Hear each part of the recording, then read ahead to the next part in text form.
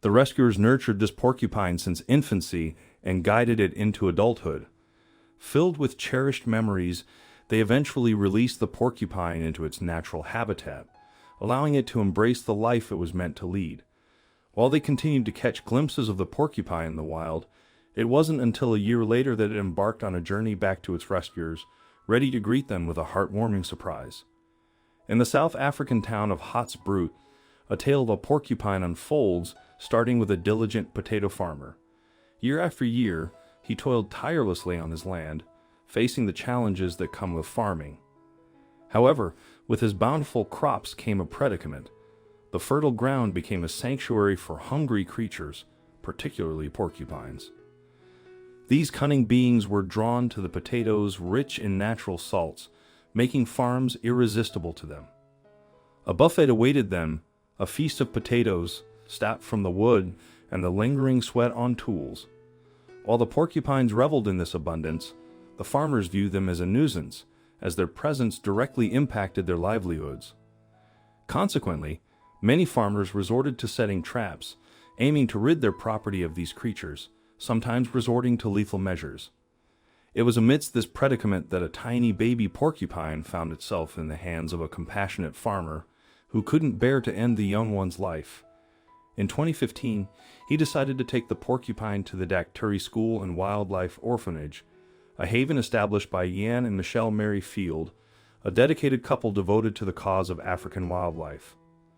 Harnessing their expertise in animals and conservation, the dedicated couple at Daktari School and Wildlife Orphanage embarked on a mission to educate children about the significance of assisting local wildlife. Since its establishment in 2006, the couple had a clear objective, eloquently expressed on the organization's official website. Providing a secure haven for rehabilitating injured or orphaned animals has always been an integral part of Daktari's vision. Over time, this vision seamlessly integrated into the education of local children. The concerned farmer sought assurance that the baby porcupine would be placed in capable hands, individuals who would genuinely care for its well-being. Thus, he felt immense relief when Daktari eagerly agreed to welcome the orphaned baby into their care. The couple's profound passion for animals was evident and reassuring. They affectionately named the little porcupine Spiky, and although Daktari had not previously cared for a porcupine, they promptly delved into extensive research on how to properly nurture the unique creature. Anne Merrifield, speaking to the Dodo in 2016, revealed the challenges they faced in tending to Spiky. The porcupine required bottle feeding, and although online resources were scarce on specific porcupine care, the couple compensated for this by leveraging their extensive knowledge and experience in caring for small animals. "We used mammals that we cared for before as a baseline," Ian explained, "and we added egg, yolk, and cream to the normal cow milk." The rescuers added one more prime ingredient to Spiky's concoction. Ian revealed we added protection, which is a bacteria that they need to aid in digestion. For the first few weeks, this is all little Spiky would have.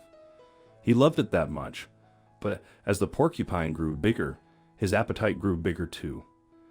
Spiky went from his milk concoction to a seemingly delicious mix of dice, vegetables, and fruit and porridge, which he couldn't get enough of.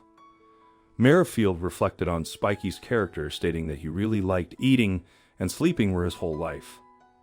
Soon enough, Spiky warmed to his new human parents and the love and affection from both of them and dairy volunteers. You may think, how do you pet a porcupine without getting spikes? But the front and underside of Spiky's bodies are usually covered in really soft fur. Merrifield told the Dodo the volunteers would stroke his belly under the arms and behind his very human-like ears.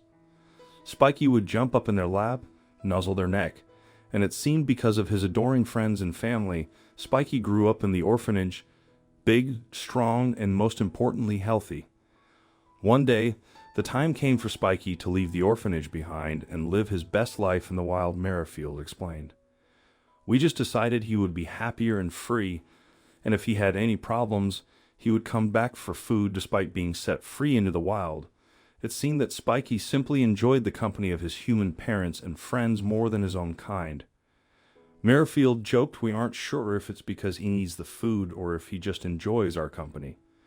In fact, Dakari received regular visits from the porcupine, but his next appearance would come with a very special surprise. During one of his visits back to Dakari, little Spiky actually brought back some porcupines of his own to meet his human family. Merrifield seemed convinced about the porcupine's gender, but it turns out he was mistaken. He had firmly believed that Spiky was a male, so it came as a surprise when she appeared with babies.